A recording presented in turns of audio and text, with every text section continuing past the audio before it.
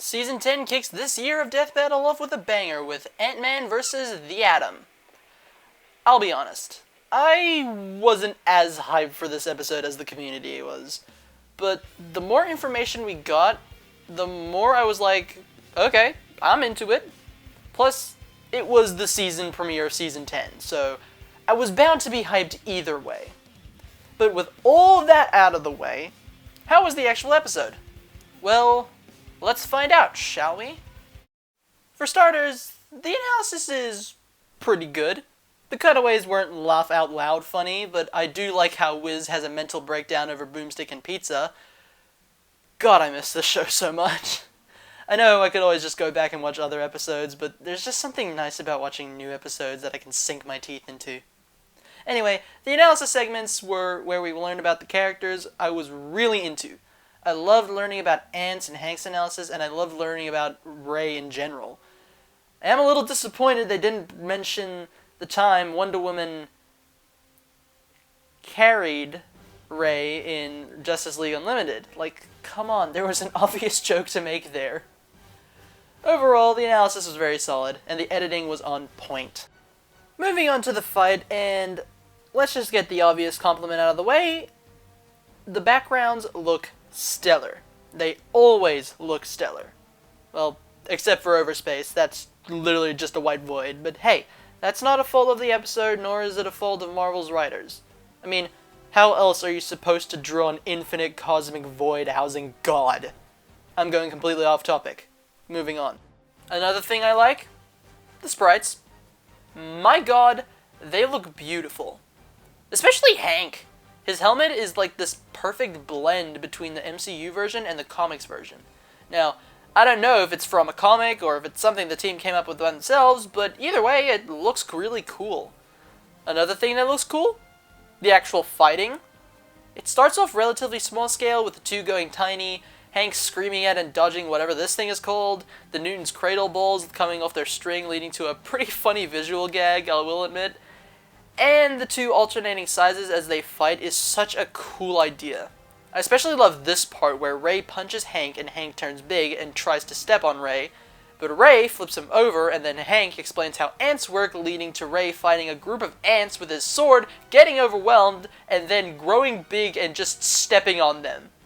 And this look on his face, it just kills me. I love it so much. And I love how the mini car was used as a Chekhov's gun, with the payoff being Hank failing to shrink down Ray with his pin particles. Though Ray suddenly turning into a stiff wooden board is kinda silly, and it breaks my immersion. But luckily, the microverse scene is awesome. Hank sends Anthony to scout out Ray's belts, which is a great character moment for him, showing how smart he actually is. But I'm not sure how I feel about the Yas Queen joke. On one hand, it's pretty clever, as Hank is leading and commanding the ants like a queen would. But on the other hand, it's just not that funny. But going back to the positives, the brief gunfight is neat to see, even if the scale of it is a bit off. Like, I can't tell if they're actually the same size or if Hank is smaller than Ray. It's just confusing. But it does lead to Ray having his own 500 IQ play as he messes around with the atoms in Hank's gun and destroys it. I love it when both characters show off their defining traits in these episodes. Really makes the episodes more immersive. We get a brief scuffle in the microverse, where Ray hits Hank with a Hadouken, No sells a punch from a slightly bigger Ant-Man, and then a kinda kaiju battle where the two grow larger and punch each other on the way up. Really cool stuff. But then Ray reaches his limit, which gets to show off another cool character moment for Hank as he immediately deduces that Ray will destroy all of reality if he goes past the limit, and commands his ants to destroy Ray's belt. That's like, what, a 1000 IQ play? Well, the character accurate moments just keep coming, as Hank immediately brings up how much smarter he is and then sends Ray to overspace! And hey, even Eternity is there. That's pretty cool. I guess it's about time to bring up the death. Now, from my disappointed tone of voice, you may think that this death was Ant-Man going up the Atom sphincter and rapidly expanding. Well, you'd be wrong, and I'd be a liar, because this death is awesome and horrifying. Just the thought of giant ants crawling out of your body through any orifice is just so disturbing, but damn it, it was way better than the alternative. And it just looks really cool. It's really well animated. You know, at first I was a little underwhelmed, but looking back, this is a really good episode.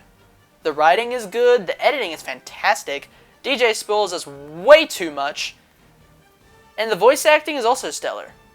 Gavin Hammond really captures the egotistical, I'm Scientist Supreme and I want you to know it side of Hank, and Chris Okawa captures Ray's personality really well. He is a perfect fit for the character. The track is also great. Not actual size is more of an environmental theme, but it has a leitmotif of the MCU Ant-Man theme, and I love that. I also love the attention to detail in this episode. Like, Hank not wearing the bottom part of his mask when he's normal size, the ants in the atom bands, I don't know what the fuck they're called, and Eternity being in overspace. And the conclusion's just alright, I guess. Overall, this episode is really solid. It's not my favorite premiere ever made. I'd probably say it's on par with... Not even a premiere. I'd say it's on par with Zatanna vs. Scarlet Witch.